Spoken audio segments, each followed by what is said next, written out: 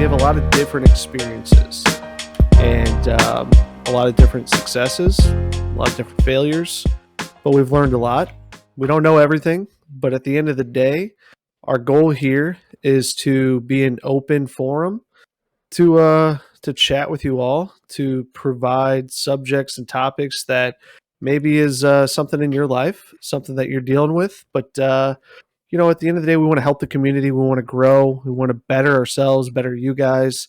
We're going to be open and honest. We're going to be vulnerable. We're going to be, touching on subjects that maybe a lot of people don't. And that's kind of what we're here for. B or P, what do you guys think? God damn, that was good. Pretty much exactly what our goal is here. I mean, it's just an open platform. Just chit chat. We might go off the topic and have fun, but it's just three guys having a good conversation and hopefully just being able to reach to at least one person. At least one person. That's all it takes. Just listen. We've all been through different experiences. There's something that you can gain out of this. And I truly believe that. 100%. I mean, my little take on this, I just think we can help a lot of people, I really think that's kind of what we're here to do. Help a lot of people, get through tough times, hard times, learn some shit along the way. And, kicking ass. When it comes down to it, we're three below average dudes. So, well, two of them are here tonight, but it is what it is. But yeah, I think the big thing. I think the big thing is like, because we know we're not perfect, and we can call it. We're close enough that we can call each other out, and we could challenge each other, and we can That's honestly. The best part. Yeah, and we want to learn from the community too. Like, we want to take topics that you guys are interested in and chat about them, toss them up, and learn, because I don't know everything. P doesn't know everything. B doesn't know everything. But at the end of the day, like, we also want to learn from this. We want to learn from you guys, and we want you guys to learn from us. Like, don't do what we failed on, like, learn from our mistakes. And, we're, like I said, we're going to be honest with ourselves. And, there's going to be some topics that might be a little tough, and we're vulnerable. And yeah. But I think the beauty that we've done a lot is talking in the background, right? The three of us, and, we've learned a lot from each other and still have a lot to learn about each other. I think that's what's going to be awesome about this, is the journey of what this is about. So, yeah, we'll be growing together. I mean, we're definitely not done growing. I know, speak for myself and these two gentlemen as well. We're definitely not done growing. We got a lot of things to do, but we've also been through a lot. So we've got a lot to say, a lot of viewpoints. I think we're a couple of three wise men. Patent pending. But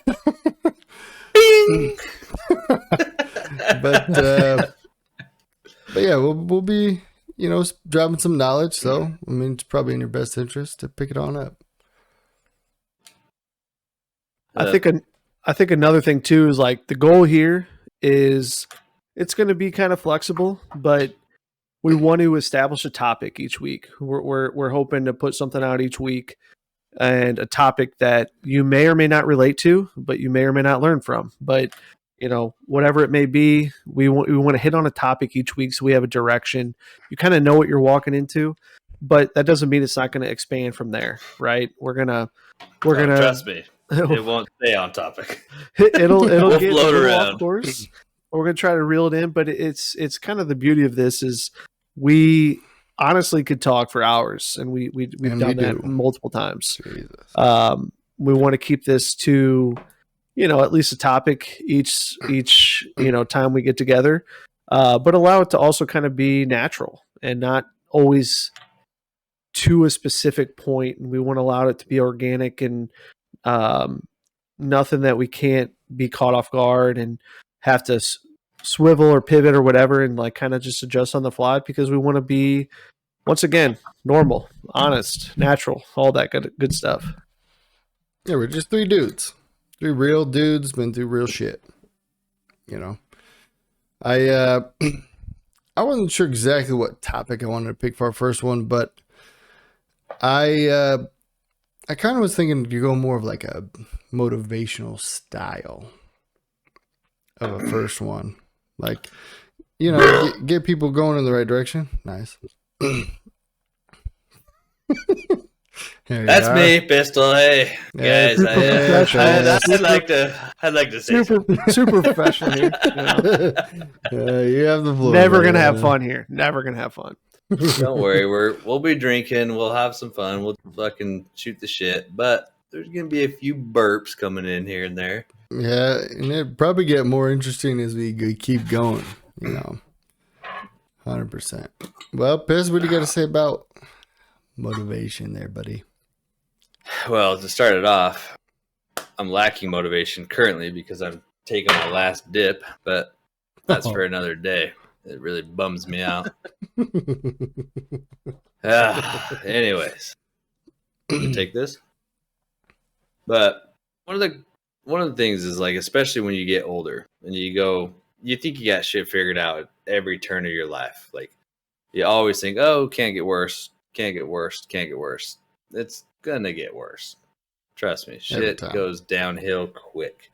You'll get hit with some blindside news, or just you think you got it all gathered and figured out and you're on the right path, and boom, something happened. But it's just what you do in that meantime to learn from it, to gather as much information and as much knowledge as you can. And it's hard to realize that in the moment. And I've fallen victim to that plenty of times. Been down in the dumps, depressed, can't quite get out of my funk, but you just hang in there and you know that you don't want to be back at that spot again. Right. Which is crazy to me because you're one of the most positive people I've ever met in my life. Like 100%. Yeah. Crazy to me. The funny thing is, like, even when I am going through those depressed stages, like, I don't portray that to everybody. It's a lot of within myself battles that I go through and fight out. Like internal battles, like you just like hiding on the surface, or what? More like kind of like a man approach of, I don't need to go to the doctor. I don't need help. I don't need this. It's like, just hold it in. I can deal with it. I can deal with it. I can deal with it. Until you get to a point where you kind of realize that it's like, shit, like I really can't deal with what's going on right now. And you just, those moments where you're alone. I mean, I've had plenty of them where I think that I've got it all under control and I'm not letting certain situation affect me. And then I just break down. But it's all by myself. And I deal with those emotions like by myself. And then the next time you see me, happy face, positive mentality that you're used to seeing. Positive. But it doesn't mean I don't go through my own crazy battles in the background. And I really think that isn't the healthiest approach. I mean, probably not, but I mean, it's probably. How do you turn that around? How do you get yourself? Because I've been there, 100%. I've been there, but knowing what I've done, right, to get out of that funk. What do you do? What is like when you're in that funk, right? When you just feel like all that weight's on you, whatever, and you're trying to turn it around and click that motivation bucket back, or button, not bucket, but you're trying to get back on track and you're trying to be back to that motivated self to grind to whatever it is. What is it, because I get that. I've been in that same spot myself, but like, what do you do, or what gets you back in that I got to get back on the grind kind of feeling? Honestly, it's usually just being honest with myself and knowing that, like, almost realizing that what I'm doing isn't working and reaching out. Like when I'm defeated and I just feel like, I've got crazy amount of weight and stress and everything going on, I usually will deal with it until my fucking lid is about to burst. And then it's not like I just come begging for help, but it'll just be subtle little things. Like even Brad, like, he knew. He knows that I can handle and I'll deal with everything as much as I can, but It just takes a little comment, and it doesn't even like he didn't even question it. He's just like, yeah. Yeah. It's like, hey, do you mind if I come and stay at your place for a little bit? He knew I would never ask that unless I was at my peak of depression and just dealing with it as much as I can. And then it just was like, yeah, absolutely. 100%. I mean, yeah. And that's all like just the amount of like stress that it took for me to even come to him and ask that was just like giving myself like up. Like I'm vulnerable. I'm just gonna say I need some help. I need some guidance. I need someone to talk to.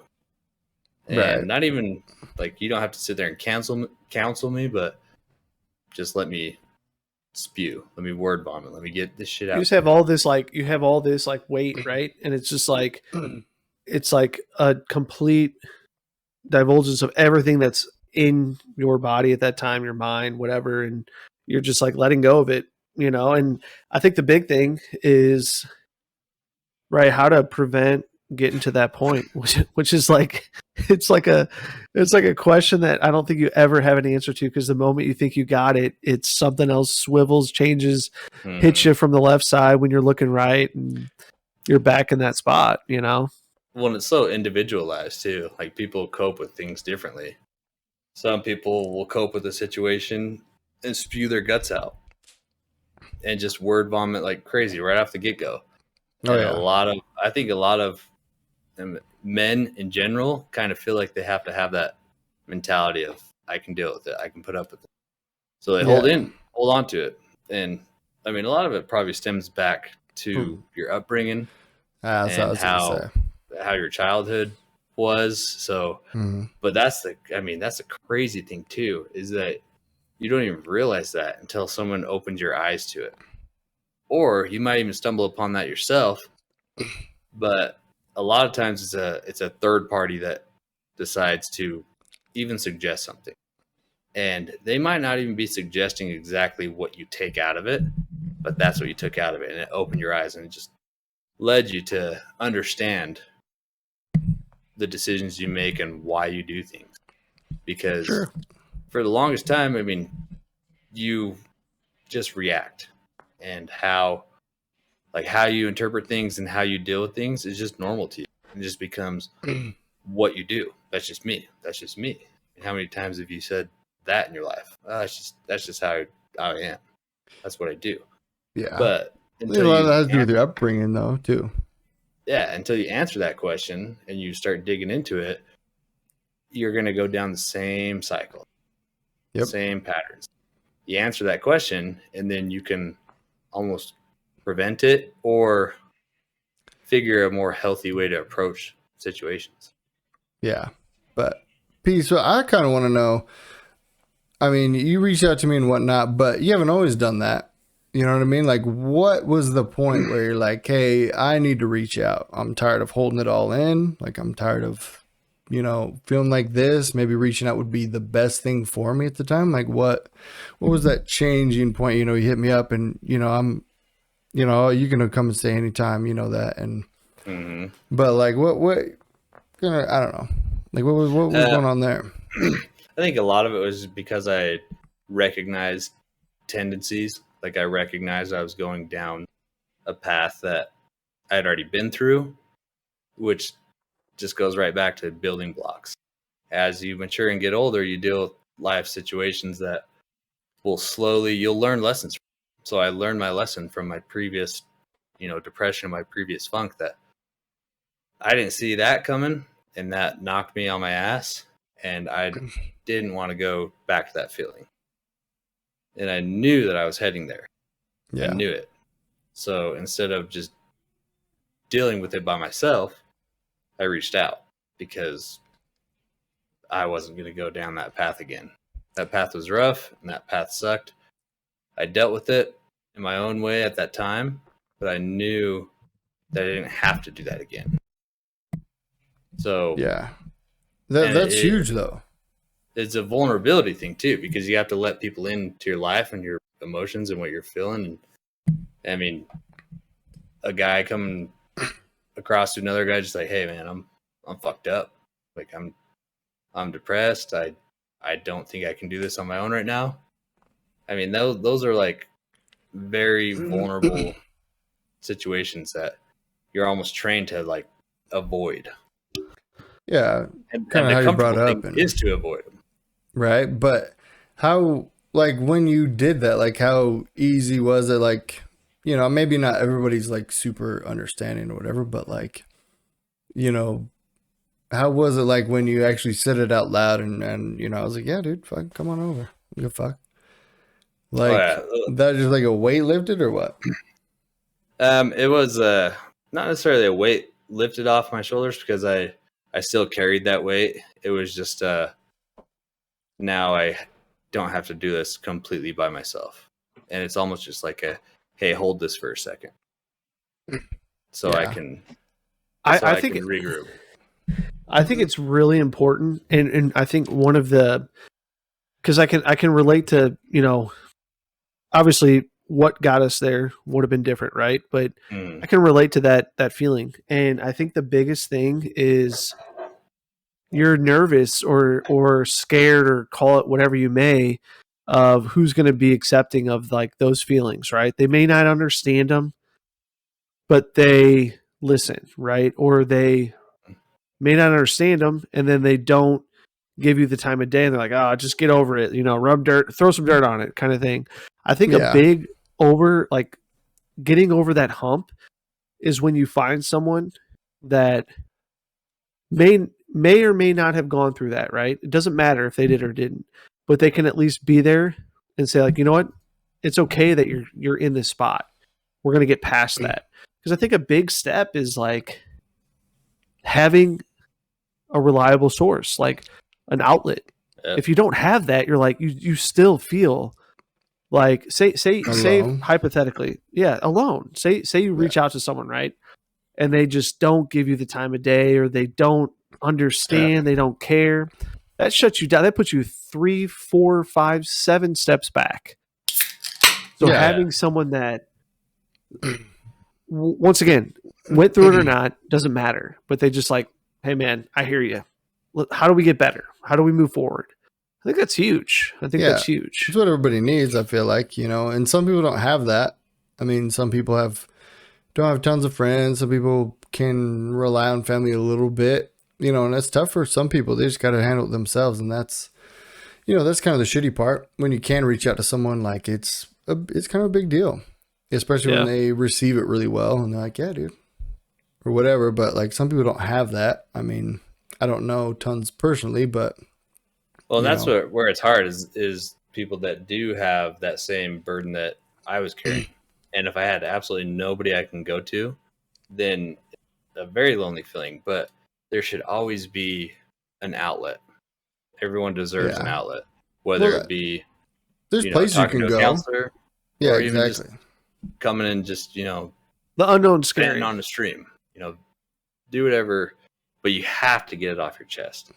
Yeah, you have to. It's good. And I mean, you can go to like counselors and stuff too. I mean, they're a little bit, you know, money, and you can go and talk to, you know, whoever, but you'd be surprised how many people listen. Like if you talk, you can go to the bar, you can go to like some stranger or whatever that you just met and just unload on them, and they might listen, they might not care, but at least you have it out there. Like you probably feel better. Oh yeah. Some random person. Here, I know this is our first one, right? This is our first go at it. But the crazy thing is, like, we're good for anybody that views this, right? So we're here's the thing, we kind of fall in this pattern of like, we're just gonna have a conversation. The three of us, we're kind of feed off each other in regards to like what we've been through, what we've experienced, how it affected us, how we dealt with it, right? But at the same time, for anybody that sees this, at the same time, you know, we want you to drop a comment or reach out to us and say like, hey, if you don't have an outlet, you know, you got us, because this is us kind of being real and saying we are an outlet at the same time. Because if we've been through it, we're not going to necessarily say we went through it the same way you did, but we're kind of in that boat. Yeah, we got a lot of knowledge. Yeah, and it's one of those things where if you need feedback or you want to walk through kind of what happened to you or where you're at in your life and why you can't get over that hump or how you got over that hump. We also want advice on things 100%. So like, that's the other point of this whole, tell your story because it's going to be heard here. Cause that's kind of the point of this, right? Is not everybody's experience is the same. I think it's important to see whether it's, I think it was what P you said in the beginning. If we reach out to one person that we affect, that's a win. We obviously want it to be way wider spread. But at the same time, if you're that one person, you're like, man, this conversation helped, and you're in a funk, reach out. Did you get over that hump? Reach out. Like, we want to learn or we want to understand. So that's kind of, I don't know. It's interesting because it's a two-way street. This isn't like three dudes who know everything and we're just going to tell you how to do it. Like, it's not going to say that we could have done it better. No, but we've been through a lot of the shit. So, I mean, it's definitely, or, share it to a buddy that you got maybe struggling or something, or have him reach out or whatever the case may be. I mean, we're not perfect, but we got a lot of knowledge and that's what we're here to do. Share it up, Yeah. Trust me, we haven't lived perfect lives or else we wouldn't be talking like we are now. Like exactly. That's the whole point of it. We'd be millionaires on top if we were perfect. I've made so many mistakes in my life, and the biggest thing is to get back up. Oh yeah, just to learn from them. I mean, it's so cliche, learn from your mistakes. Yeah. But until it actually hits you, and the moment that you realize that you have learned from a past experience or a mistake, or even a situation, or even something that your buddy shared with you, and you learn from their mistake, and you didn't even make the mistake originally, but you avoided that by being the segue for someone, reaching out to you so that you have a understanding of a particular situation. So you know how that's going to go, so you can avoid it. Or if it's happening, you know how you helped your buddy deal with it. Or it's just life lessons. And it's weird how you gain, like, it's almost like it happens in just different levels. Like high school, you've got it all figured out, blah blah. Your relationship you're in right now it's the biggest relationship you've ever been in. You're gonna marry this person you love. Blah, blah. I love her so much. You're opening a can of worms there, brother. And then something else happens. And then something else happens, and next thing you know, you're 30 plus years old, and you're just like, oh well, I'm not even gonna worry about that situation because I've already dealt with that shit and I already know how to handle it. Yeah, and you realize that you're not king of the world. You don't have it figured out. You figure out that everyone else doesn't have it figured out either. You know what's crazy about what you just said right there, Brad? Is no, it's crazy. What's crazy about it is some of the most well put together. Okay, so we live in a world of social media, right? And there's all kinds of outlets. One of the craziest things is some of the most well put together people on social media tend to struggle the most, right? That's why I hate it so much, dude, is because they think they got it together, but they don't. They just portray that, and I hate it. And that's okay. It's okay. And that's the thing is people don't understand it's okay to not have it all together. It's okay to be, though. I'm approaching my mid-30s. Some would say I'm in my mid-30s, right? But I don't even have it all together. Shut up. It's not. We haven't gone over bios yet. I'll Gaberton. Smudge that later. But what I'm saying is the crazy thing is I would guarantee that I'm not even saying over 50%. I'm saying like a much higher percentage of people have had issues, have had struggles, have had heartbreak, have had trauma, have had things they wish they could have done better. Like I guarantee there's almost no one in this world that can say I've done everything right from day one. Like it's impossible. It's impossible because you have to. If we all accept, you have to fail. If we all accept that we're like, I don't know, human, and like we are capable of doing that. I don't know. It's just like that persona that I guess it's only going to get harder with the growth of more and more social media. You got 16-year-olds, 17-year-olds making millions of dollars on social media, which more power to them. I'm not bashing that, But some luck of the draw. it's some, only making you know, have to hard grow work. up sooner with less experience. But So they're how going do to you go through deal their with hard it? times here soon. That's what no one realized. They're like, oh, he's making millions. He has it easy. No, he's going to go through so much shit. It's going to for be sure. ridiculous how much shit For he's sure. going to go through. And he's probably going to get depressed and struggle and realize that money's not everything. But they're going to have less experiences to try to combat that than. Oh, yeah. They're not going to like, struggle. I mean, my hard It's- times is why I am who I am today. Yeah. You know, and Yeah. that's why I hate social media so much, is because everyone just puts out this little fancy schmancy, oh, look at me, I'm so cool, when they're really dying inside and their boyfriend hates them or girlfriend hates them and their parents hate them or they hate everyone. You know, that's what usually goes on. People who put shit out there that, oh, my life's perfect, usually they're the most miserable people. And I will say, Brad doesn't hate. He doesn't hate social media, knowing that this is going out on social media. But the point is, we're trying to redirect Instagram, like, you know, that type of. We're trying to redirect the narrative, right? We're trying to redirect the narrative. Right. Thanks for that. But So I don't hate it, but no. I want to change it. How about that? How about I want to change there you go. it? Yeah, I hate it too as it is today. Yeah, but I want to change it with you. That's why we're here. Exactly. It needs to be changed. Just think about how recent that is too. Like growing when up, did Facebook even come out? That wasn't a thing for like I didn't have Facebook in high school.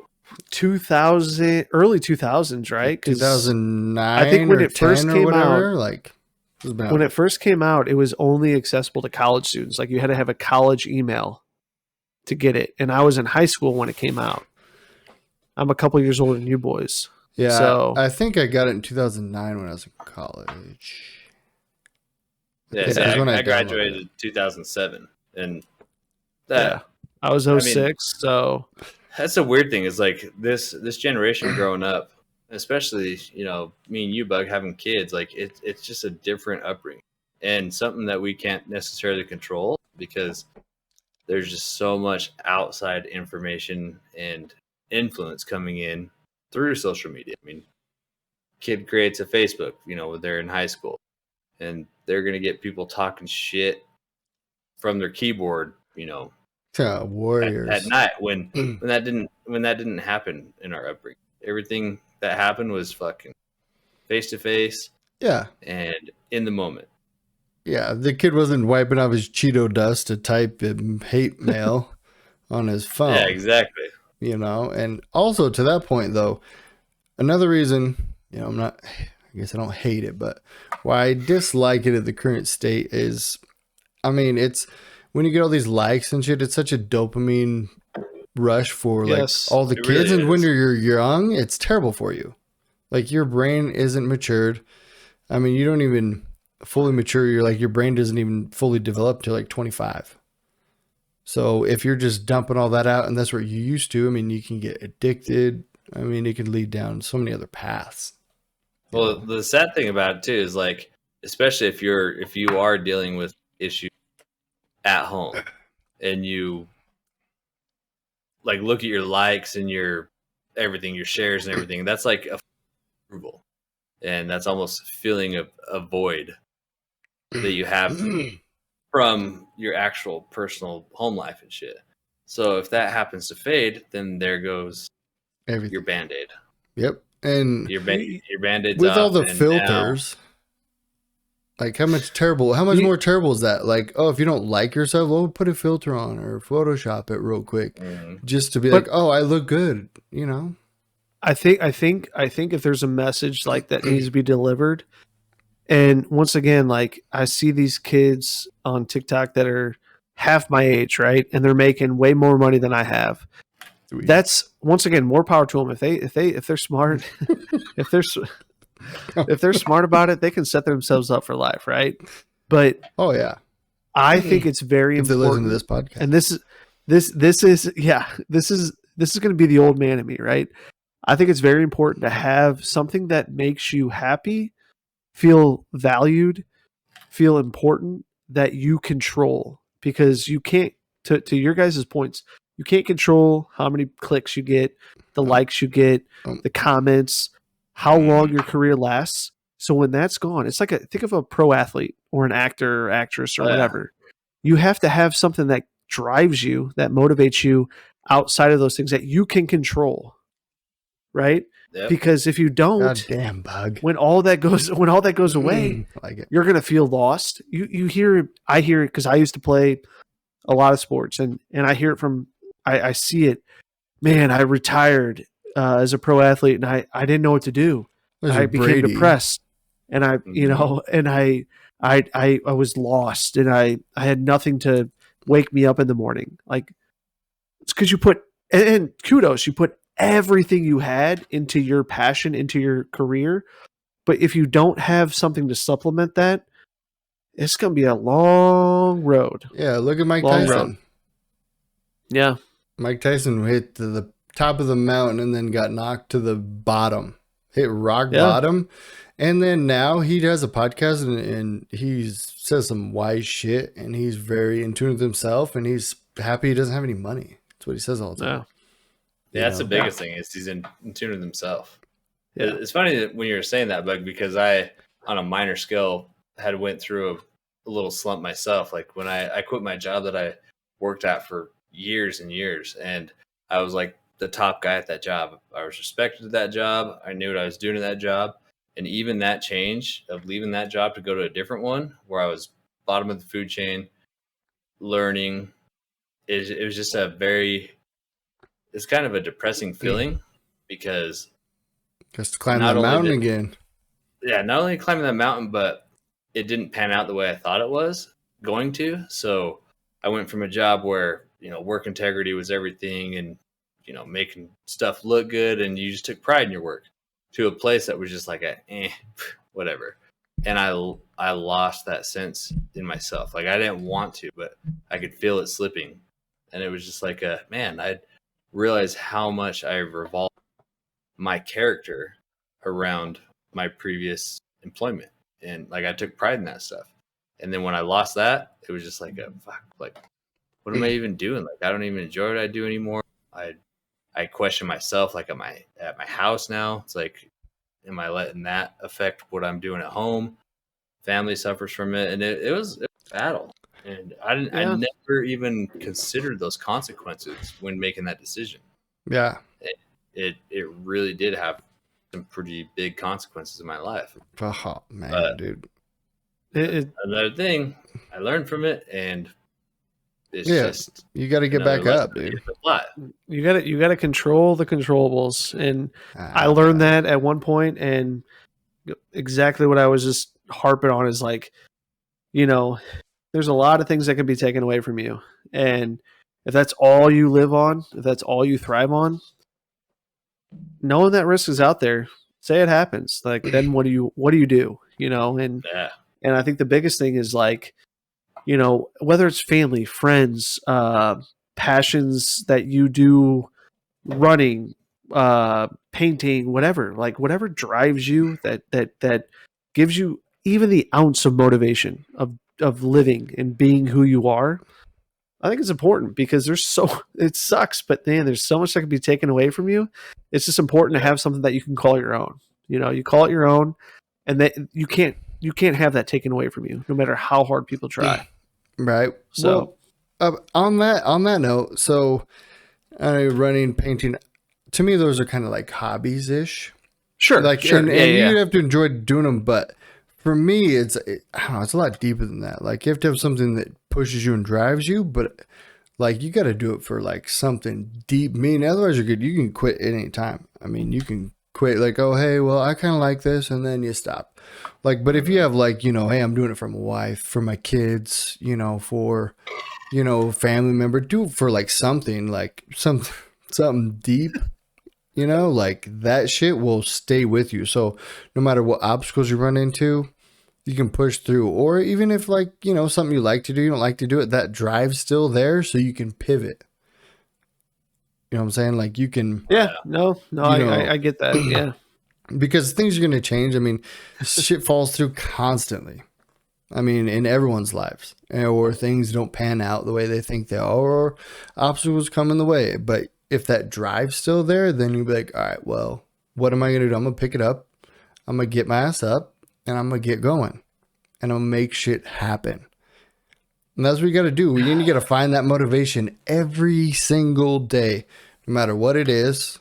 If it's one single thing, if it's one single person, or, your dog, who knows? But I mean, for me, like I try to keep all the hard times in the back of my mind all the time, about all the shit I've been through, all the fucking tough times, the shit times. The good times help push you a little bit, but if it's, if you're like, hey, well, I don't want to get up. Well, if you don't, then, all the shitty stuff that happened to you means nothing. And well, what are you trading off? What are you trading off? Right? Yeah. Like, okay, I don't get up. I don't do this. I don't do that. What are you trading that for? And yeah, nothing. To lay in bed an extra, a little while and scroll through whatever, swipe TikTok. Which sometimes you need that, right? Sometimes you need that for your own personal health. Yeah, to zone out, for whatever. Sure. And I was laughing because one, P, in a very intricate part, had to just like burp, right? You just had to make that happen. But the other side of it is, as you kept going, B, I started to think about people in my life that are pretty close to me, and I see the only reason they're not succeeding is because they have excuses, because the world's against them. Because that's bullshit. Because this person screwed me or that person screwed me, right? And these are people really close to me. I'm not going to dive into that just right now, but I look at it as, so like you, Pistol, I had what I thought was my dream job right out of college, or dream company. Sorry, I did not have the dream job. I told myself coming out of college, I'm going to either get into a company that I love doing whatever hell it is and work my way up, or I'm going to get into the role I want to be in with whatever company I want. So what I found was a company I saw myself at forever, but I was working, no joke, customer service, bottom of the barrel. Nothing wrong with it. I learned actually a shit ton. People complain, but it was constantly. Rough.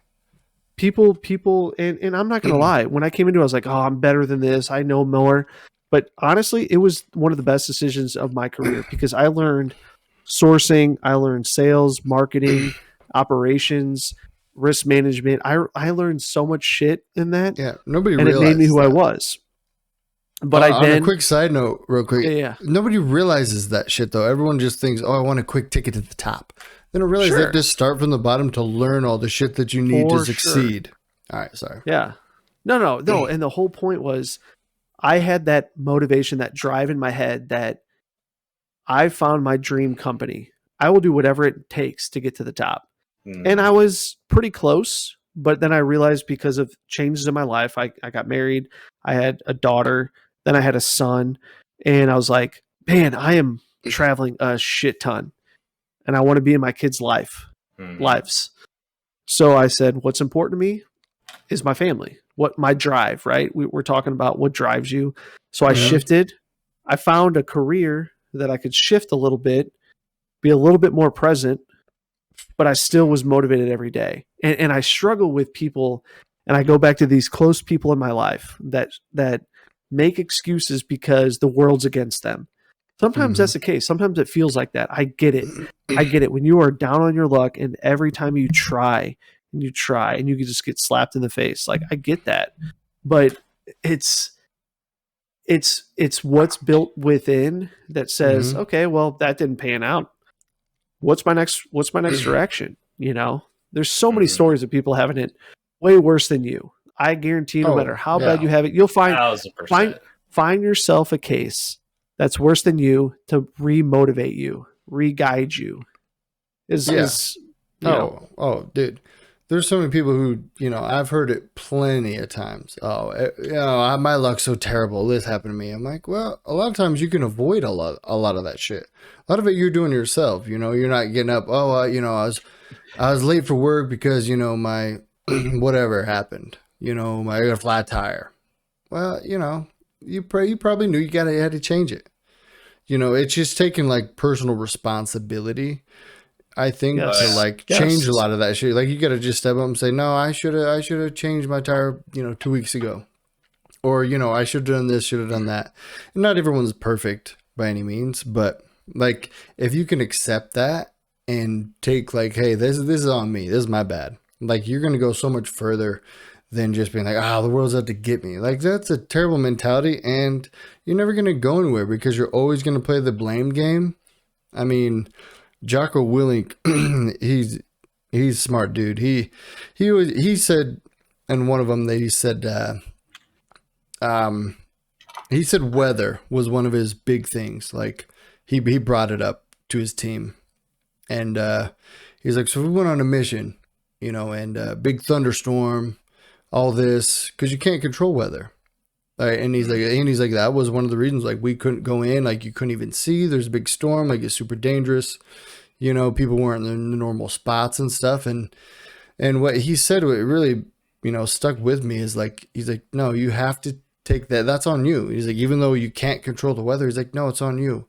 I could have came up with a plan B, we could have, hey, well, I should have looked at a little weather report, saw, well, might not be good this day, let's check it out the next day. Instead of just blaming, we had a thunderstorm, we can't do it. Well, no, you can take a little bit of, if you take that on you, I guarantee you're going to succeed. Well, that's one of the hardest conversations you'll have in life is staring yourself in the mirror and having a full-on honest conversation. Oh, it's tough. And just, I mean, because you already have it all pre-built in your head of your natural response is to be like, what caused it? Like, what outside influence caused this? What stopped me from being able to accomplish X, Y? And then when you start to look at yourself in the mirror and be like, and I mean, because that's what other people are looking at. They're looking at what you did to prevent that. They're looking at it a different perspective.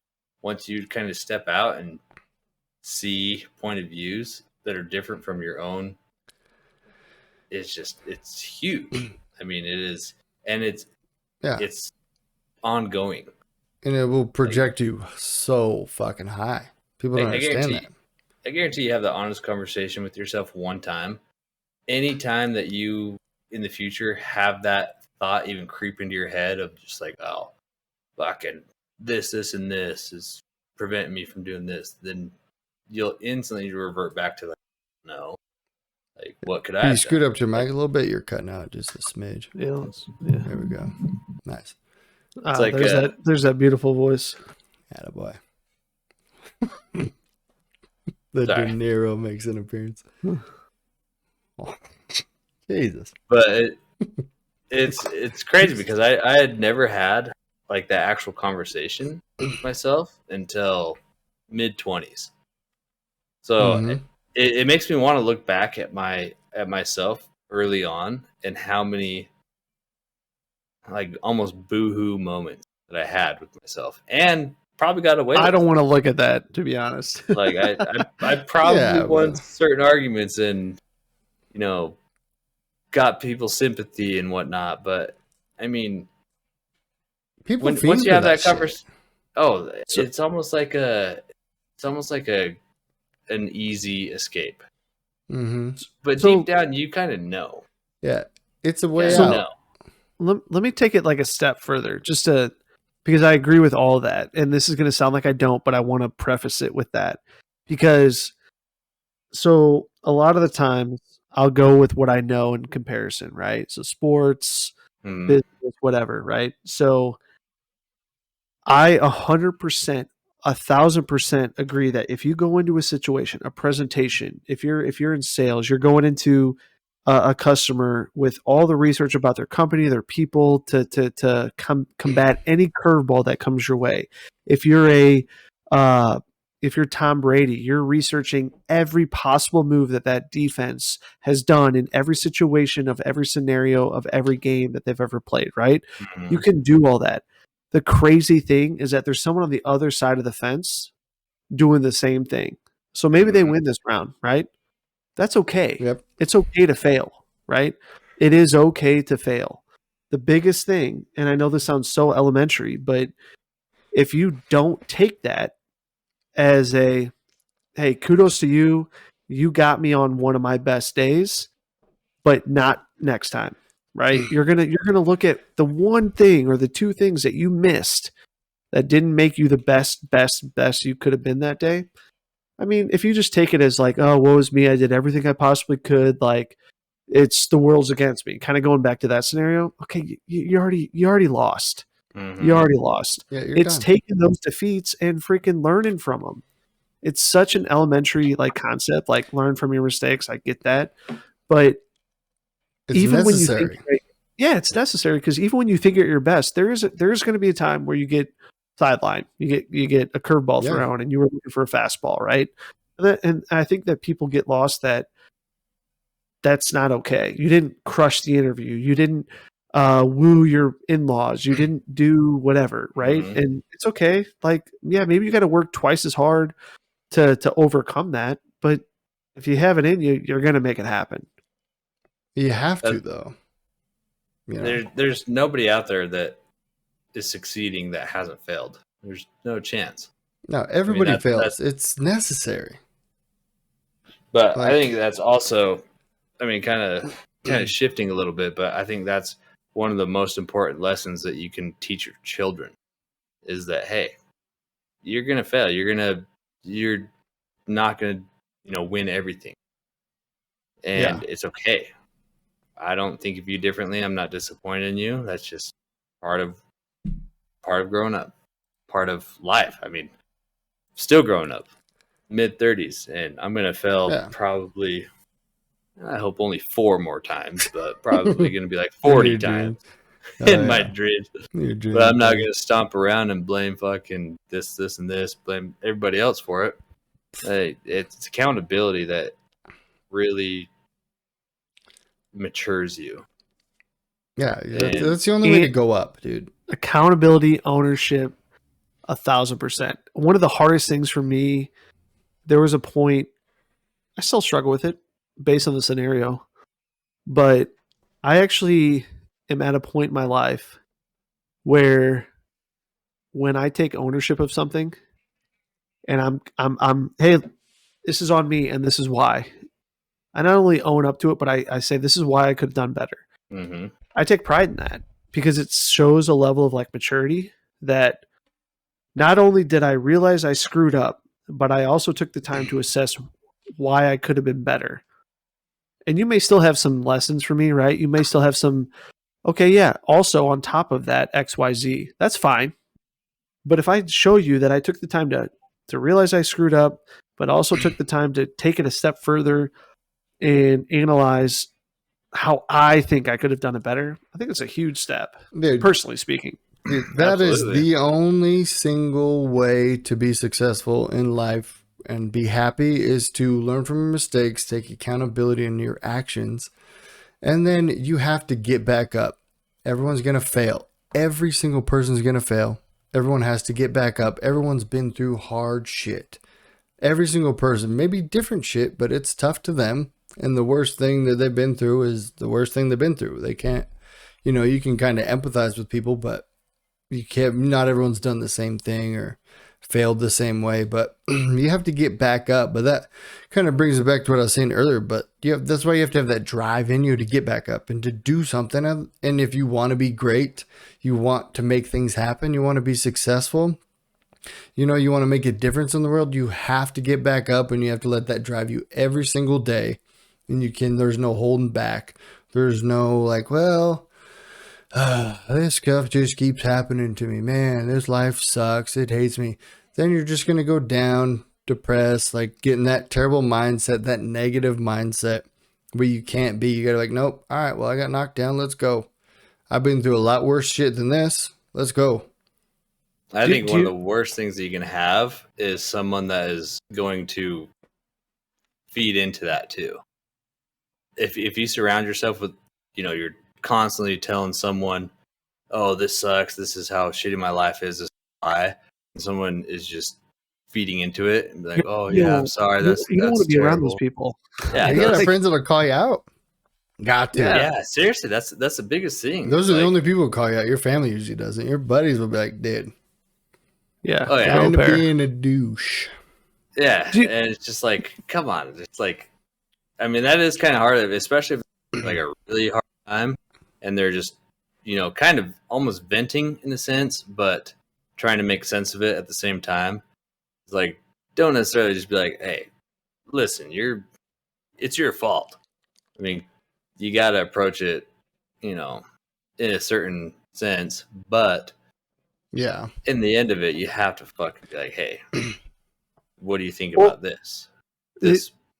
Especially if they do the same thing over and over and you see it, you gotta say something or correct it. I mean, sometimes if you see something you subtly say and they don't get it, sometimes you gotta be like, well, dude, look at yourself, man. Figure something out. Like it's on you. Oh yeah. I think there's another side of it too. Like, so I never want to make excuses. I people have off days. Like, I get that. But I think about like, and I actually hope that we get comments of like, geez, can Bugga stop making fucking sports references? Like, I hope that happens because that means people are watching, listening, blah, blah, blah. But like, I think of guys like Kobe and like these like elite that guy's athletes. The best drive I've ever seen in my life, by the way. But you think of those people that say like, crazy. I don't want to go shoot hoops today, or I don't want to go to the gym, or I don't want to go run and blah, blah, blah, blah. Who's going to outbeat me today? I don't care what I did yesterday. I won yesterday. You're not going to beat me today, right? Yeah. So like the moment you decide I'm going to take a day off is the moment that someone says I'm going to take I lost yesterday. I'm going to take 2 steps forward today to overcome you. Yeah, like guys like listen to Kobe's shit. Have you listened to his shit? Oh, Kobe's dude, that guy. I don't even. Buddy. I get freaking chills. I get chills right now thinking about that. And I'm wearing long sleeves, so you don't see any freaking chills. But like, no hair anyway. That's the stuff that like that. Okay, so I'm gonna bring this back, right? Okay, I'm getting real jacked up right now because I'm really passionate about this. About Kobe, too. Kobe and just this idea of motivation and drive, right? I don't care what it is. You could be single. Do it for money. Do it for early retirement. Do it for your family, whatever. You could be married. Do it for your wife. Do it for your kids. Do it for your dog or your cat or your lizard. I don't care, but like find something that makes sense to do what you're doing. It could be for you. Easy as to prove anything people else. wrong. Like, hey, I can do this. I'm gonna show all you motherfuckers what's up. Yeah, I want to do it because I want to be better today than I was yesterday. I want to be. Sometimes you're not fighting someone else, right? Sometimes you're just trying to be the better person today than you were the day before, and that's okay. And that's actually incredible. If you're every day, then you're never gonna slack. No, dude. It's kind of my Kobe's. point. I gotta quote Kobe. I've been fucking wanting to for so long. He says in his shit, is one of my favorites. He says, all right, well, the guy's getting up at 8:00, going and shooting till noon, and then they take a little break, eat, go back, and then they go and go back to the gym. He's like, oh, you're going twice a day, and he's like, okay, well, I'm gonna get up at 5, get in my session till 8, and then get my 8 session, take a quick 15-minute break, then hop in till noon, take a quick lunch, then hop in. And he's like, I'm getting 4 compared to your 2. And he's like, I'm in 2 years, he's like, I'm already running circles around you because I put in that much more time, that much more work when people are just taking it easy. And that's why he's one of the greatest of all fucking time. He is. I remember even that little quote. That was him at the beginning of high school, and then working his way to the All-American team, like in high school. Like he wasn't even like a top anything. It just drove him nuts. So he was just like, oh, we got kids that are just doing 35, 45 minutes, a couple days a week. He's like, well, I'm 2 hours every day. Yep. He's like, and that's what drove me. He's like, because it just drove me nuts. He wanted to beat him top too. 100. Oh yeah. He's like, he made a hit list. Yeah, his hit list, bro. That was one of my favorite things. His hit list. His hit list. He'd make it a point to be like, all right, well, I'm playing this guy here coming up soon. I'm gonna punk him out, and oh man, that guy. But that's what you need, though. You need that shit. There's a quote. I'm gonna have to look it up for next time. But there's a quote. I just said it. Shaq, when he was playing with Shaq, and Shaq said something. Oh my god, it's gonna drive me nuts. But it was like his comeback about like it's there's no there's no I in team or something. yeah, It was but one of those. There's an ME in that motherfucker.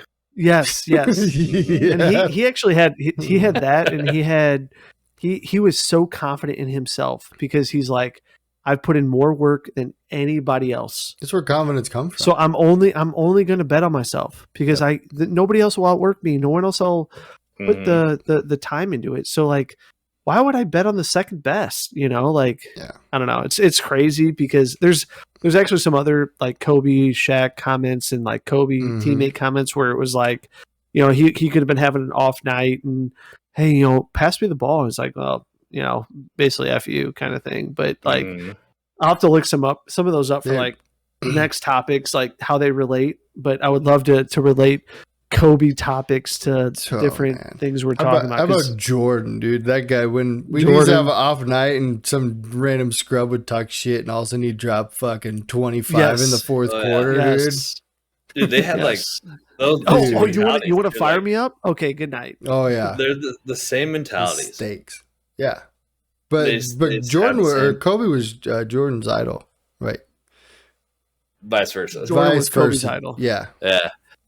And yeah, it's just crazy because I mean, for the longest time they'd always do like those center of Kobe just stealing Jordan's game, and they do like clips of them doing the exact same moves, and it's like, yeah, Kobe would even say like, yeah, he's the greatest player, and I'd always look for him for information and just to see what gets him going, and so he idolized his game, so he. Yeah, of course he's almost a mirror. Game sees game. Bro, people act like that's not a thing everywhere. Have you ever NFL? It's a copycat league. Everywhere is a copycat league. Oh, somebody else did it. Like you ever see Travis Pastrana did the first backflip ever. No one did it in years, and all of a sudden everyone did it like the next 2 years. Like it's a copycat league. So because you gotta match and then better. You gotta match then better. You gotta show that you can do what they did, but then you can also do it better. Yeah, but nobody else was doing it, so people can just say that because they're jealous. Because nobody else had that same fucking mindset Jordan did, except Kobe. Seriously, that's just kind of lacking, like especially in the NBA now. But even that mentality, like Kobe, he was never necessarily satisfied. Like I would love. I would love a topic a week that we spend time on just sports and criticize like a 9-hour podcast, old versus new. Because the old dudes are so much tougher. They would bully him down low. Karl Malone. So here we don't want to go down this path. Hey, we don't want to go down this path. All right, yeah. Fair enough. I hear you. I don't disagree with you, but I think. If we find a time where they're, you know, because all I can freaking relate to sometimes is sports.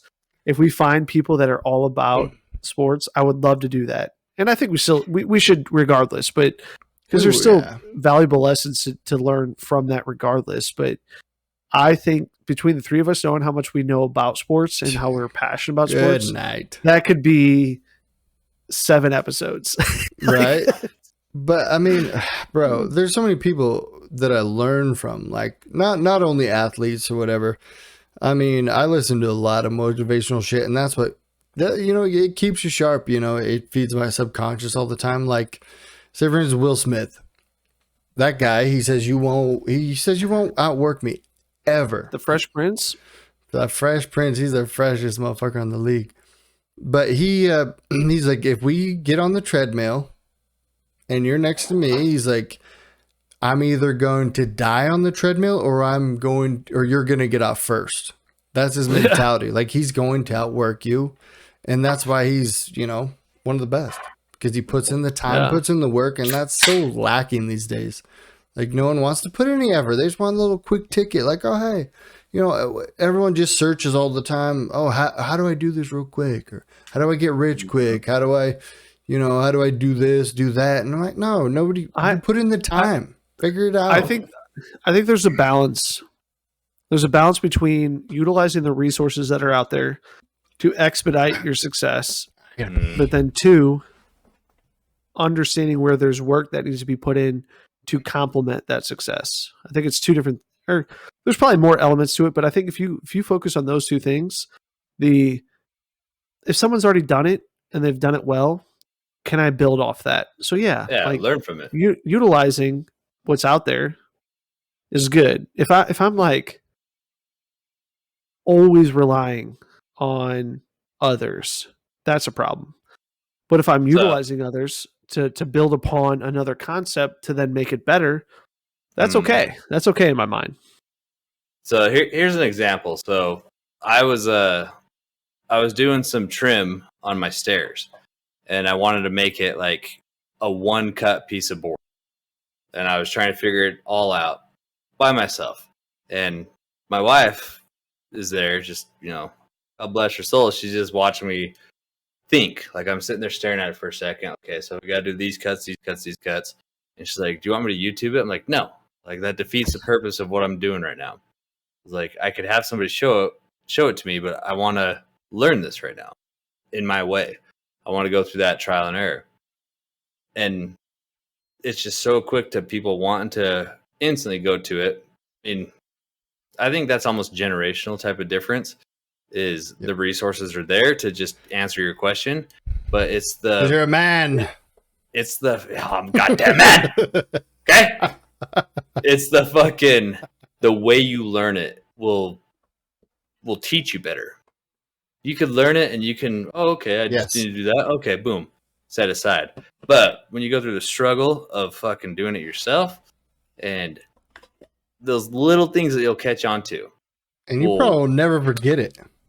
Oh, fuck no. I'll make that cut right now on stream. Oh, dude, if you struggle for hours and hours, you'll never forget it. If you watch a YouTube, you couldn't even do it next week. You'd be like, fuck, what was this step? But if you struggle. 3 hours making those 2 fucking cuts. And because I went through that trial and error and forcing myself to learn it the way that I wanted to learn it. And it wasn't going to be an easy button. It was let me struggle. And then I know my wife had the answer. She probably watched those videos a few times, like as I was struggling through it. Guaranteed, I'll help you. Probably wanted to show me, and I was just like, no.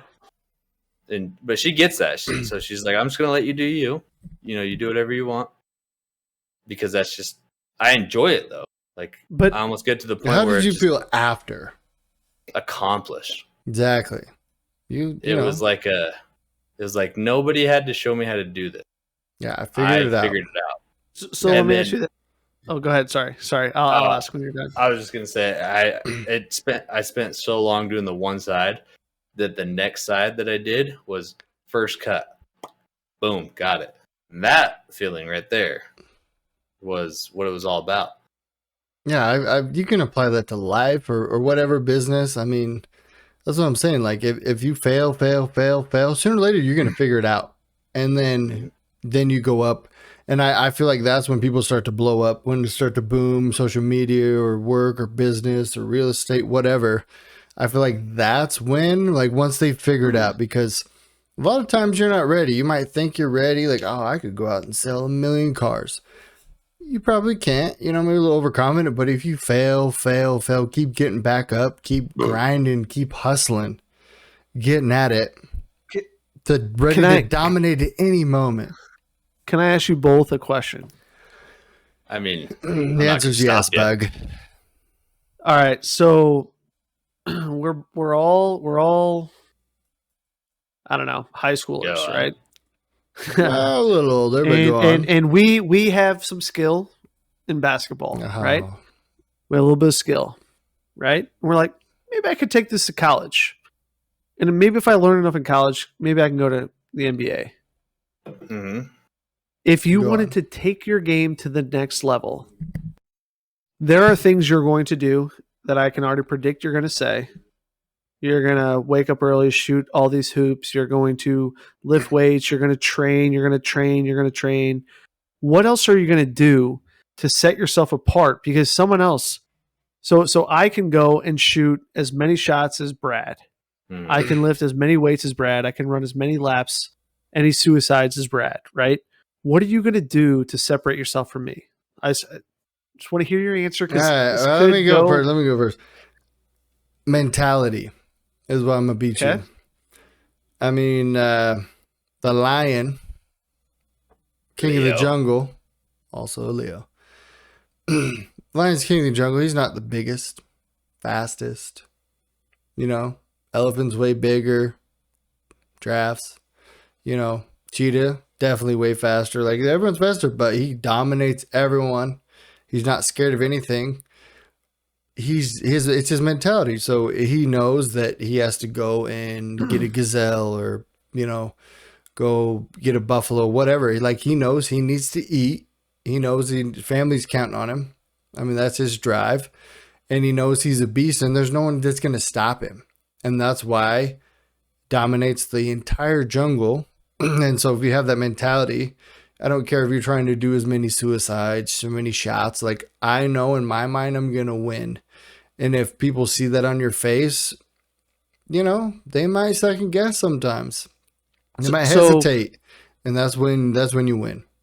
So I'm trying to get you to where I need you to be. So just bear with me. So I have that same mentality. And we finally square off. And we're playing one-on-one. No other factors. There's no teammates. It's one-on-one. It's you versus me. It's your time to shine. Your mentality, we've done all the same things. All the same things, but it's your mentality versus mine. I win game 1. I win game 2. I win game 3. I win game 4. I win game 5. What do you do? What do you do?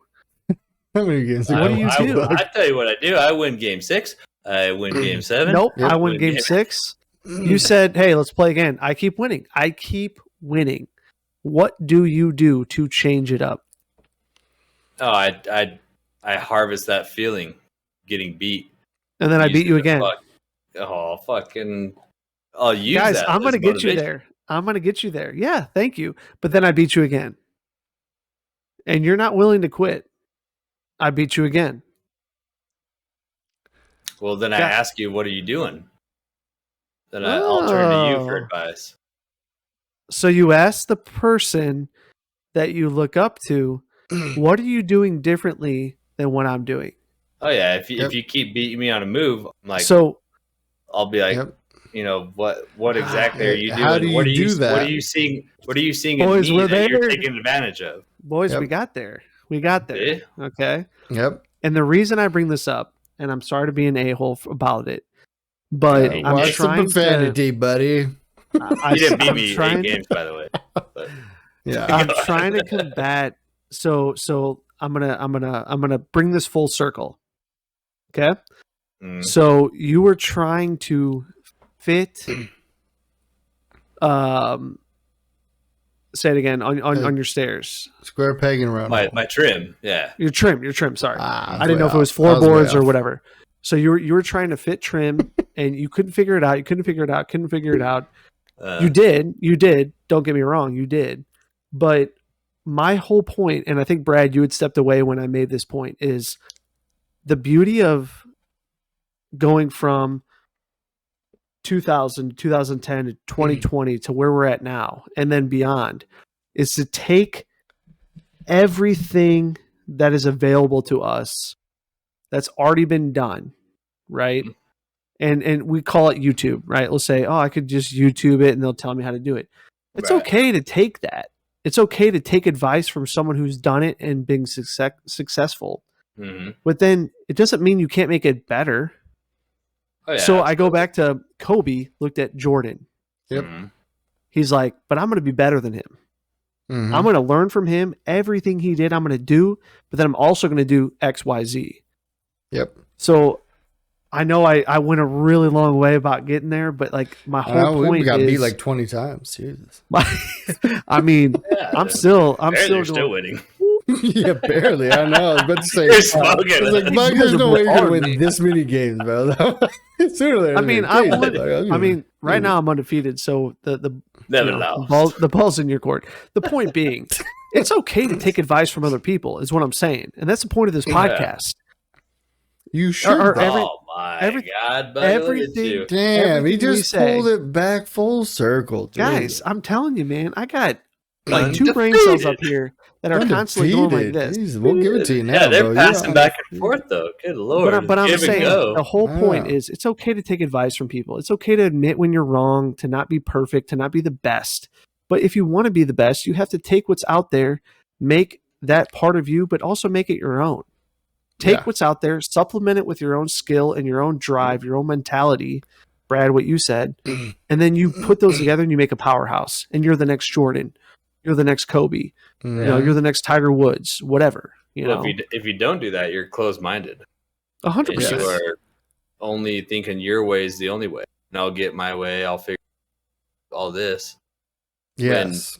When it just takes a little, and it's not even much. You could be on the brink of it, and then all they say is, "Oh, all I did to beat you on this, jumper is just, pivot off my left foot instead of my right, or something, anything." And then it just clicks, and then you're like, "Oh, okay, yep, I can take that," and then next thing you know, you're fucking winning every game like Bug. Right. I can't wait for this podcast to be edited where I went 0-1 and you guys figured it out on your own. Oh yeah, that's gonna be edited. All right, we're flipping the table on you, Bug. All right, your turn. All right, I'm winning every game now, Bug. You suck. Yeah, jackass. No, hey, I honestly didn't know if that was going to actually come full circle. I was just kind of shooting from the hip. I was returning. You got that's there. That's a girl shot, by the way. Yeah. Little hip toss sweep. You got the ugly J.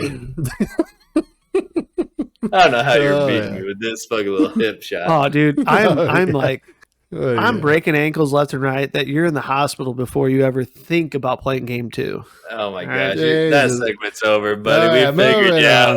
Buddy. All right, back to what I was saying. I'm smoking Bug. I'm demolishing Bug every game. 5-0, 10-0, 20-0. All right. All right. For real though, the people will know. I'm 20-0. Right? You say, "Hey, what are you doing?" I say, "Get lost, you little dweeb."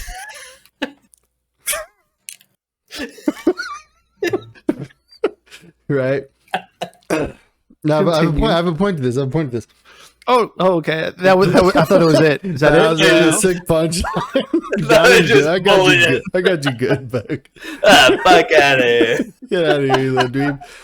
What now? No, and I say that mentality right there is why you're going to lose in the end, right? So say you figure out something and you hold on to the information. You don't want anyone to know, because if they know, then maybe they can take your job in your workplace or, on your football team, whatever, sports, whatever.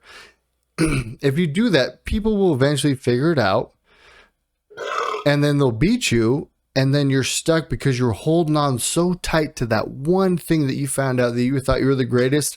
And then everybody around you passed you. And then you're stuck at the bottom. You've lost your edge. Exactly. That's why you always have to grow and share your knowledge, because that will push yourself. Like if you shared that and then you're like, "Hey, well, I shared that, I got to keep growing. I got to keep moving." But if you hold on to it and think you're the greatest, you're going to get crushed in everything, business, sales. People will run circles around you because people will figure it out. And the other part of that, because I agree with that 1,000%. What, we smoking 20-0? No, that's if we ever meet up in person, like I'll show you guys how to actually play sports, but it's beside the point. So the point being is 100% agree with what you're saying outside of the 20-0, because unless it's like, something that I can't relate to, being like taller or something, like that is what it is. But you will, if you're afraid to share what you know, it's because you're not confident. Yes. You can't get better. Yep.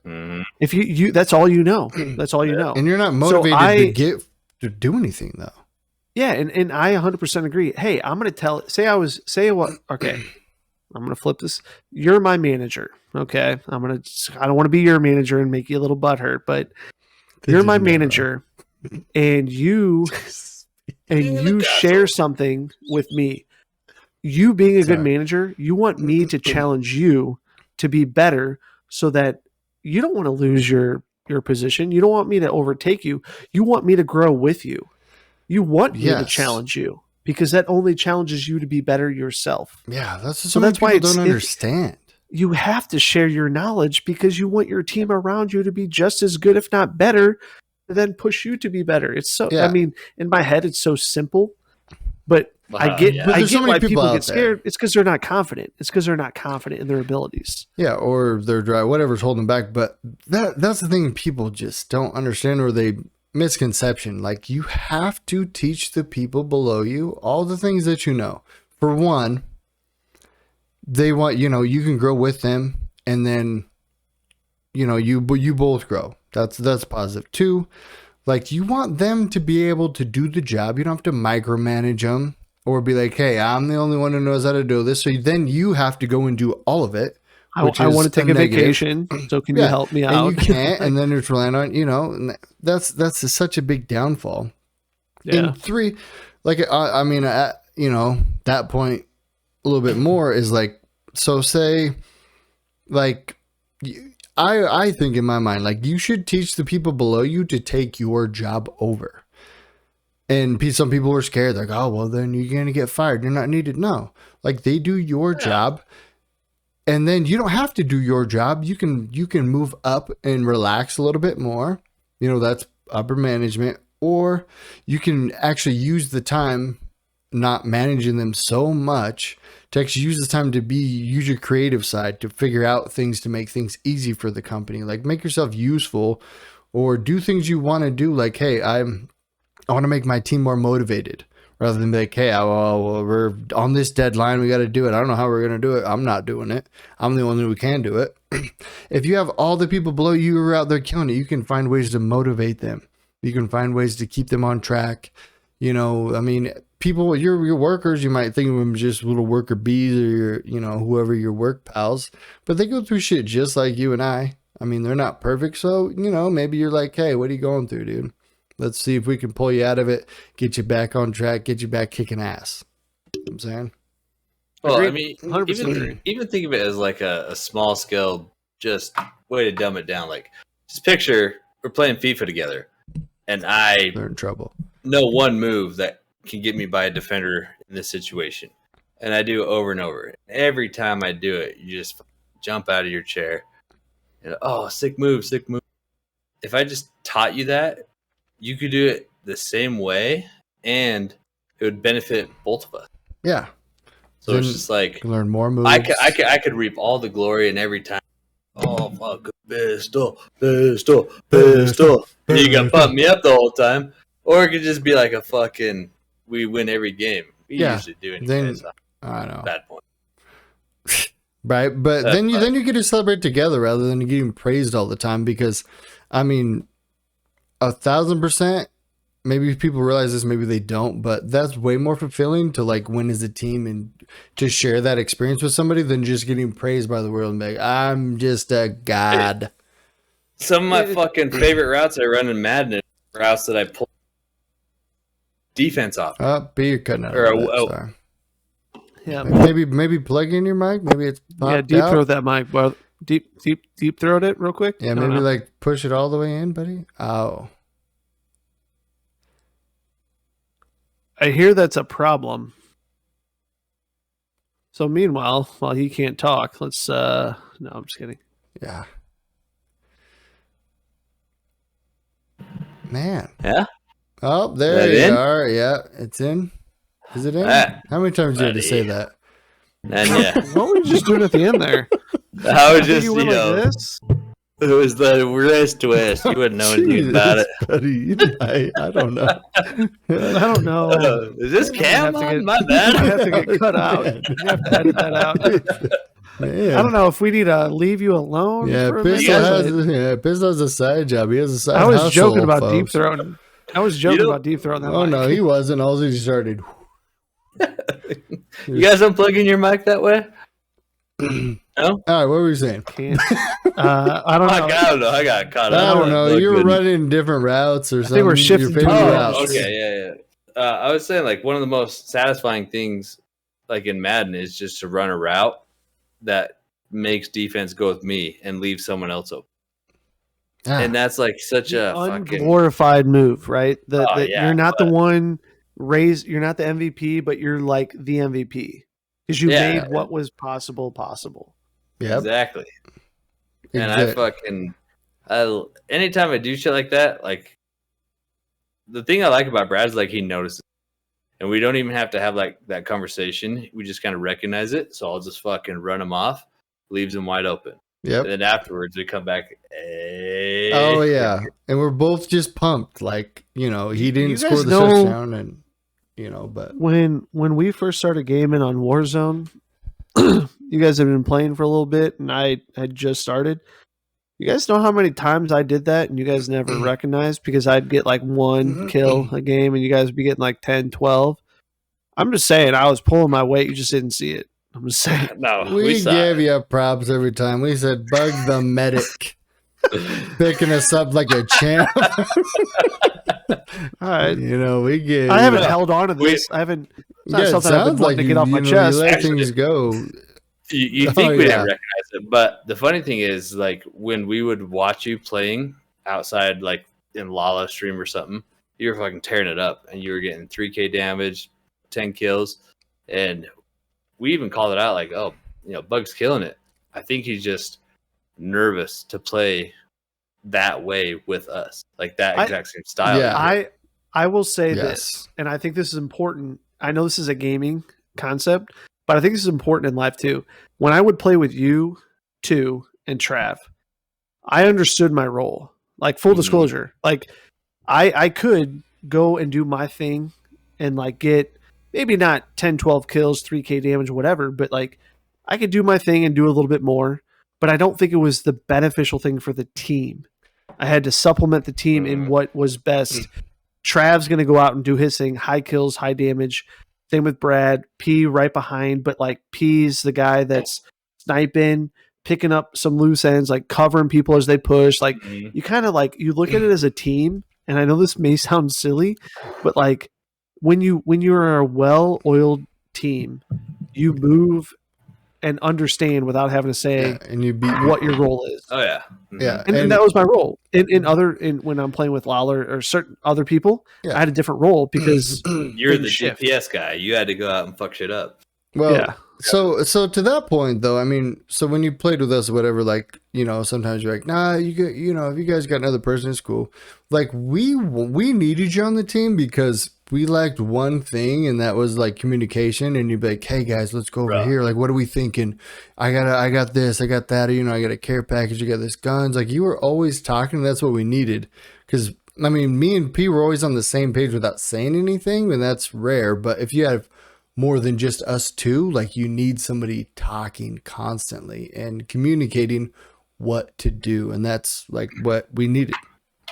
I wish you could have seen the behind the scenes of it, because how bad we wanted to play with you. Like, and we didn't give a fuck about like what damage you had, and I always felt like you were almost apologetic. Like, oh, sorry, like I fucked up this, and we're like, I don't give a damn, man. Yeah. Like, we're having fun playing with you. I think I had this conversation with Brad. Did Correct you? me if I'm wrong, Well, Brad. good. I think You're about to have with me. I drink a lot. I don't know. What was it? Was it both of you? Maybe I had it with both of you, to be honest. But I think I did because I did. We I had felt, a few conversations kind of about this. Yeah, I definitely felt that way because I'm like, man, they need someone who's producing, and I didn't at that time value the production I was bringing to the table based on what the team needed, and I realized, like, if you guys want to run and gun and do your thing, there's someone who has to kind of step back and kind of say, okay, you guys zone shift in this way, or there's probably a team over here. Don't push that, or there, and I didn't give myself enough credit, but I thought, and a lot of teams think, you need high kills, high damage, like to warrant productivity. I think I had that conversation with Brad and or P. I don't know, maybe both of you. I recall a little bit, and it was one, nice to hear, don't get me wrong, but it was like, damn, I fucking handcuffed myself for this long. Yeah. Thinking that these guys are going to want to play with a scrub, but like, it's all about the perfect team. The perfect team isn't all getting 20 kills a game. Like, it's one of those, I don't know, like, I'm going to beat you in basketball. That's fine. But like, and maybe in Warzone, it's a different story, but I'm trying to make a joke when it's actually a good point. Like for the people that see stuff that. like you do in basketball. It's a real good point. Yeah, I mean, if you had like a bunch of killers on the team and everyone was trying to get a 20 bomb, like they'd probably argue a little bit, or they'd probably like, push and go down a lot more, and they probably wouldn't win as much. Because they'd all be trying to go get the high kills and put themselves in bad spots. You like need people like that who are going to be like, hey, check out over here, or maybe I'll come pick you up. You killed 3 dudes and then you got, third party, whatever. Like, but you need that shit. Like you need it to balance you out. Balance. If you have a good rapport and you just have like a good team dynamic, then you're not gonna question. Like, I would never fucking get mad that you went and made a dumb play, because you're in the fucking moment. I don't care.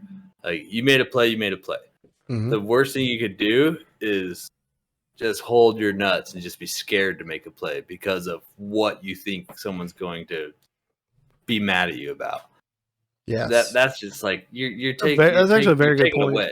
You're taking away from the joy of the game, and I think it's a game. I think us, if we were to play that, I kind of would play it right now with you guys, but if we were to play that right now versus back then, like, I think I've learned. That was a game. I had one game. Like, I was never a gamer until right before that.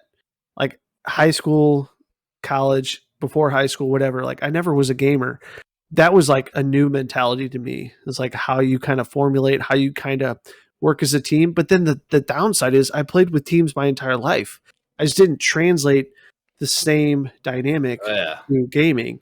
And exactly what you said, P, is you have that confidence. Everybody has a role. And when you are a well-functioning team, you understand this person's going to do this, that's going to be that. Sometimes it's unsaid because you just know that's how it's going to operate, how it's going to work. And that's how you're successful. Oh, 100%. And, buddy. Go ahead, Toot. I know you're going to Toot, buddy. I'm going to get a beer. I'm a little bit Toot. No, everything you said is 100,000%. But one thing that really stood out what you said is, you gotta take the leap of faith. You gotta jump. But there's so many people who don't do that in life, and that is one thing that I have promised to myself. And I'm just gonna do it. Like, I'm gonna take chances. I'm gonna take risks. In life. I was afraid to fail. I was afraid to fail. Yeah. And if you are, then you're never gonna do anything, because you're never gonna do anything you haven't already done. And so if you just do all that shit, you're gonna be stagnant in life, and you're gonna do the same thing until you roll over and die. Or you can take risks, take leaps of faith, and like, I'm at a point in my life right now where I'm just going to take all the risks, and I'm going to make some investments. If I lose some money, cool. Money's money, and I can make it back. I can make it up, work a little harder. Sometimes I might be in a little bit worse spot than I would have been. Or, I might have just bought more shit to put in my house or whatever. Right. Like, I'm just going to take those risks, make shit happen. Like, dump a little money, in crypto, see what happens. Like, or I'm going to get some properties and try to get some passive income to better my life, to be able to do more things that I want to do. But if I just sit back and I'm like, I'll do it one day, then I'm never going to do it, because there's never the right time. There's never the right opportunity. You just got to make it happen and not be afraid to fail, because you get one shot at this damn life. And if you don't take shots, then you're just going to be full of regret. And that's one thing I refuse to do, is be full of regret when I die. I'm not going to be 65 and die. It could. If you go tomorrow, at 2 years, 10 years, I could just do the same shit I'm doing, never do a podcast, never make any of these things I'm going to make happen. And then I'm just work my job, maybe get promoted a little bit, not be super happy, live for the weekend. And then at 65, I'm hurting. And then I roll over and die. Like, to me, that's not living. I want to live my life, because we only get one shot. So why not fucking live it up? And one thing you said was, wow, man, maybe not today. I'll do it tomorrow. I'll do it. there's probably been hundreds of people who've said this, but I know it's been said I've by said someone that. prominent. But one thing that I've heard is there's no better day than today. Yep. Oh yeah, And it's simple as that. Like, it's the only if day. Today you're is a thinking about gift. That's why they if call you're it a thinking about present. doing something, today is the day. Yep. If you're unsure, try it. Fail, great. Succeed, great. Whatever. Fail and learn, Yep. succeed, and continue to prosper. Yep. But there's no better day than today. No, you You have know to the get funny it up thing? tomorrow. Nah. The funny Go thing, ahead. Bug, is like I mean, I've been through a whole lot of different shit, and I've learned a lot of lessons, you know, through friends, through myself, through my marriage, through everything.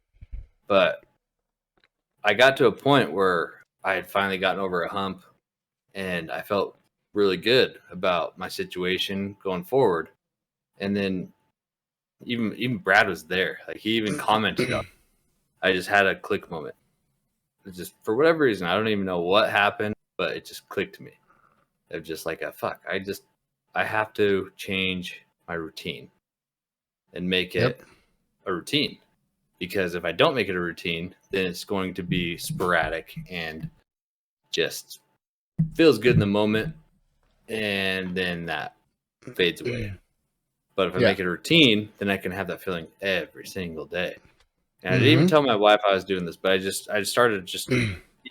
made it between me and my daughter before my wife got home from work. All right, we're gonna Those are some of the best ones, by the way. We're starting a new theme. I was like, we're Because gonna you do it for yourself, not them, by the way. Yeah, exactly. It's like we're doing a Power 15. I ended up calling it Power 15. And I made a little checklist on the fridge, Monday through Friday, Power 15. When you get home from work, you're beat, tired, you're still in more of a groove than you would be if you sit down. Yep. Because you sit down and You start momentum. all the fucking temptations of opening apps, opening everything, just relaxing kicks in. But if you just take that 15 and just get shit done for 15 minutes, the amount like of housework that I can get done, just cleaning, and not only that, it's fulfilling because your house is clean, but at the same time, wife gets home from work, she's in a much better mood instantly, just because of 15 minutes of work that you did, and it was 15 minutes. Yeah. Like, how many? You can accomplish a lot in 15 minutes, that's though. 2 snoozes on your alarm. Yeah. Seriously. So I just made that a point. Just no I like that. excuses. I like just that. Power 15, just get it done. Yeah, when you told me that, I thought it was great. I do agree with that. It was weird how random it happened, because it's not like it was a point at my house like, oh, the house is meant. It was just like a self thing. I get home, I'm still good to go in a sense. Like, my engine's still kind of revving from work. I'm in that. The biggest thing is don't sit down and don't take off. Like, if I take off my boots, I'm toast. Then I'm fucking toast. So, but it's nice to just make that check mark. Yeah. on the If you fridge. didn't do that, then you would have sat down, lost all momentum, TikTok, swiping a little bit. Then you waste like a half hour, an hour, and then you're like, shit, I didn't do anything but sit here. And then you could have got so much shit done in an hour. And, I think that's awesome. And I don't do it every day, but I try to. There's so many times where I do shit, and I'm like, Think of this, though. Like, so it's almost like a natural gear shift. When you get off work and you get home, your mentality switches.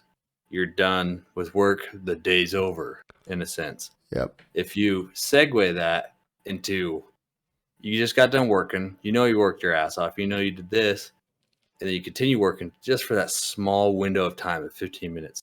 It could stop you from being lazy or, doing the stuff that the rest that you need. It's like you almost convince yourself that, oh, my ass off, I'm so tired, I need to lay down. But yeah, there's your work day doesn't end when you get home. Like, you have more shit to do at home. I mean, that's that's a huge balance of life that you have to consider.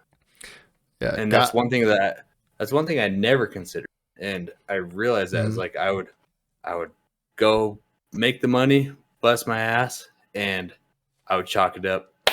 Yep, Now did my job. Did my job. I'm paying the bills, and then naturally, those responsibilities, without even me realizing it, got pushed onto my wife, who had just done the same thing in her own way. She got done with a full day of work, and then why is this her job? Because I worked harder physically, so I'm tired. That's not fair. No, it's not fair at all. It's not. I agree. I agree with that. You know, David Goggins actually calls it your bitch voice when he says like, "Oh, you know, just sit down. You know, take a load off, just chill." Yeah, it is. Like, you know, and then you get up and you feel more accomplished. Like, there's so many times I'm like, dude, I'm tired, and then I'm like, just walk over downstairs, you know, pick up some tools, and tear up the floor. There's I'm redoing my floors right now, and I just go over and I do it, you know, and that's where drive has to kick in though, because if you sit down, you're like, but if you have nothing to work for and you're just like, that's when you just sit back and relax. But if you have that drive, like, hey, I'm gonna do something, I'm gonna be great. I need to make sure my family's good. I want to make sure they have the best life. Like, if they have them pushing you, then you're like, all right, well, get up. Let's go. There's so many times because like I'll set the timer for 15 minutes on my microwave, and when it goes off, there's so many times I'm just like, I'm not done yet. I mean, same. That's like my bare minimum. That if you do end up just calling it, so be it. You accomplished it. But you got momentum. It's more than that. Yeah, you've got the momentum rolling. You go with it, and then especially like when I see, like, even my daughter, she's 8 years old. When she wants to keep going after that, like, okay, I just need to finish. Then I'm just like, I'm not going to stop. Nah, she can't beat me. If my 8-year-old's going right now, fuck, what kind of example am I going to set if I just, well, good luck. Yeah, my 15's over. People will be so surprised on how much you do. Like, there's so many times I'm like, all right, just do a little bit. Just do this portion. And all of a sudden, 2 hours have gone by and I've accomplished a lot of shit. Or I just keep going. I'm like, oh, let me just finish this. Like, it's very rare that my Power 15 is only 15. And that's kind of like the whole point behind it. Yeah, but it's kind of building a mentality. It's building a... Yes. It's here's the deal. If you were to make it a Power 45, you're like, it's a little... Now, granted, you might be doing 45 every time, right? But if you set it as a obtainable standard, it makes it, I could do 15 minutes, and then you look at the clock, you're like, it's been 45, it's been an hour. Or maybe it has only been 15. But if you make it an achievable, obtainable standard, then going above and beyond is, 1, more gratifying, 2, much easier to do, but 3, like, you don't make it a burden. You don't make it a burden by making it a power hour. Like, I'm sure we're all aware of those back in the day. But power like, hour is tough as fuck to do with. you don't make it something that like, I want to challenge myself. Like, no, just make it something that makes you feel like you're contributing, you're being better, and then most times, more often than not, you're going to go above and beyond. And that's the point. Push yourself, and and just. I mean, they can do housework and stuff, and I don't know when Pete told me that's awesome and stuff, and but that's one thing. Like, I really think you can apply that same thing to life in general, goals, like everything. You just apply that same concept. Okay, if you want to make YouTubes or YouTube videos, if you want to. You want to be the new best wide receiver of your football team. Like, if you want to do something, you want to achieve shit, you're like, okay, well, apply that same shit. Like, I'll go make a video. Hey, just go in, edit for a little bit, and, and then, maybe you can finish it up tomorrow if you need. And there's so many times where I'm just like, all right, well, 3 hours in, whew, all right, well, that's done. Maybe a couple touch-ups tomorrow, but like, you just make yourself go. And I have this theory that I've done for a while. Like, if you're laying down, You're sitting down. You don't want to get up. There's so many times I'm like, I'm laying down. I'm just watch some, spend some family time, watch a little TV show before I go do stuff. And sometimes you don't want to get up. I'm like, all right, just put your feet on the ground and stand up. I was like, that's all you got to do. Just put your feet on the ground and stand up. And then every time I do that, I will literally, without even thinking about it, walk to where I need to go and I do what I have to do. And it happens every single time. It's the craziest thing. It's the craziest thing. Your feet will just take you there. Yep. Because you subconsciously, you know what you got to do. Yeah. And you get up. But if you lay down, you're never getting out. You'll open up an app. You'll watch another TV show. You'll never get out of bed and you'll never do anything. But if you stand up, you just start going. And it's the craziest thing. But if you haven't done it, try it out. Because I'm telling you, you'll be like, oh shit. I'm going where I need to go. And it's the ability to surprise yourself too. Yeah. And you just know, like I've had that exact same argument where, oh fuck, I'm beat, I'm tired. I laid down and then instantly I'm just, no, what are you doing? Got up, had no motivation a second before when I laid down. Yep. But when I stood back up and just was like, no, you can't do that. Yep. And then those are the times that I go on like a 45-minute binge of accomplishing tasks. Yeah. That would not have gotten accomplished. Yep. At all. Not even gotten thought of. And they might be tasks that are pressing and I put them off, or they may be tasks that are just like proactive and I just got them done. So now I don't have to worry about them later. Or they might be something that I don't necessarily care about, but my wife cared about.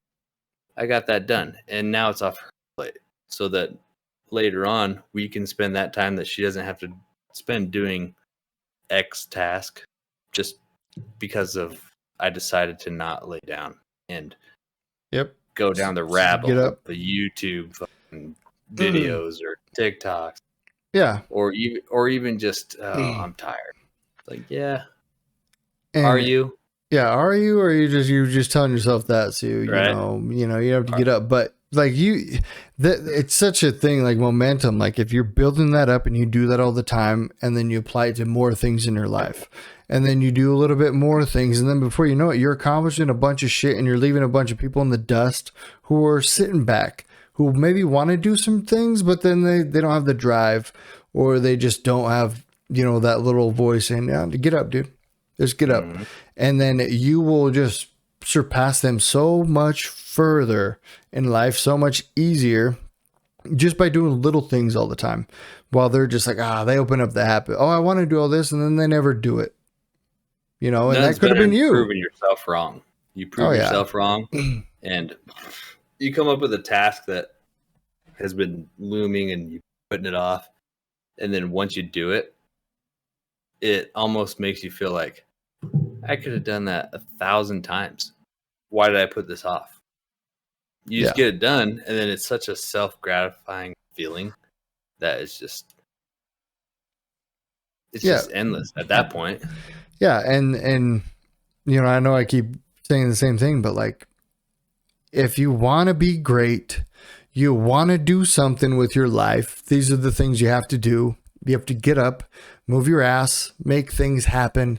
Because they're not going to happen playing on your phone or laying in bed. And, these are just little steps to get you there. But, like, they're huge steps. You don't even realize, like, you're just standing up and all of a sudden you go. You'd have never done that. And if you want to achieve things, you want to be the greatest at something, or even, like, be the best, or even just, live a comfortable life and not have to worry about a bunch of shit. Like, these are the things you need to do in life to get places you want to go. And I know we haven't made it or made millions and millions of dollars, but we're headed that direction because we got the mindset, and we do all these things, and then we're going there. Watch us go. We'll get there eventually, like, because we're going to do these things. It's like biggest thing you can just think about one thing around the house that you've been putting off, or something that's bugged you. Anytime you walk by it, you're like, I gotta do this, I gotta fix it, something like that. Thought is always in your head every time you pass it, over and over and over and over, and you push it aside. Just fucking get it done. Yeah. And just, now you don't have to think about that ever again. That's over. You've accomplished it, and you'll have such a good feeling about it. Okay, Pete, take that one step further, right?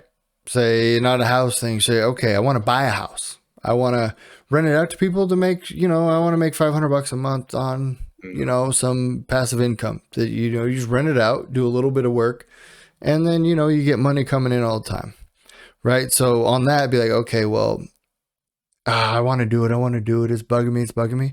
All right, well, get up, go to the computer, see what it takes to get a loan.